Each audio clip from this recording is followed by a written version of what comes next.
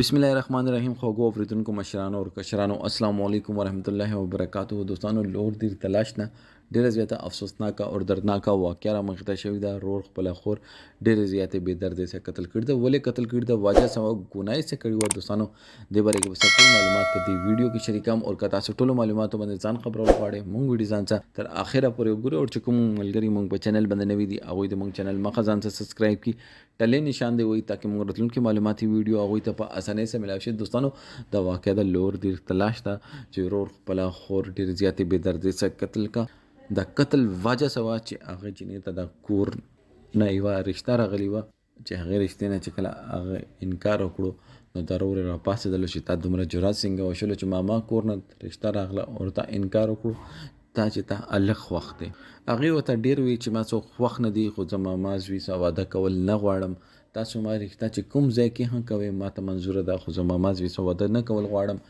هغې باندې د ورور ته دومره زیاته غوسه ورغله چې هغې خپله خورې ډېرې زیاتې بې دردۍ څخه قتل کړه دوستانو د حق وته جنې ته اسلام ورکړی دی شریعت حق یې ورکړی دی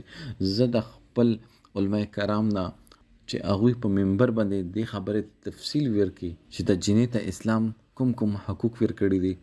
ولې چې مونږ ته د جنې حقوق نه وي پته مونږ خپله سکول ته لاړ نه وو که سکول ته لاړو نو جومات ته نه یو لاړ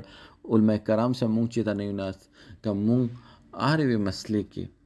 علماء کرام نه رهنمایي اخیستله که مونږ قرآن شریف نه دی ویلی که مونږ تفصیل نه دی ویلی که مونږ د مسلې مسایل باندې نه یو پوهېږي که مونږ علماء کرام ته ورشو او هلته هغوی سره کښېنو او دې خبرو حل هغوی نه تپوس وکړو نو دې کې خو څه ګناه نه وه کړې چې زه ماما زوی سره واده نه کول غواړم بله رشته راته وګورې هغه د خبرې غلط مطلب اخیستی دی او خپله خور یې ډېرې زیاتې بې دردۍ سره قتل کړي دی دوستانو مونږ ته پکار ده چې لور خور واده نه مخکې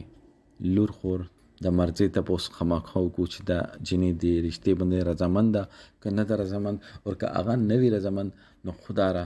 هغې خبرې مطلب بالکل دمه اخلی چې هغې جنې به بل څوک خوښ وي صرف او صرف چې کله مونږ هغوی د رضامندۍ تپوس ونه کړو هغې نه به دوی داسې کار وکړو چې کوم دغه هلک وکړو نو بدنامي د هغې جنې شوه خپله خور مو بدنامه کړه نور مو هېڅ ونه کړو هغه خو هسې د دنیا نه لاړله الله پاک به ورته جنتونه ورکړي خو په دې دنیا باندې تاسو بدنامه کړه دوستانو دې باره کې تاسو سره د کمنټ سیکشن کې خپل رایې ضرور وکړئ والسلام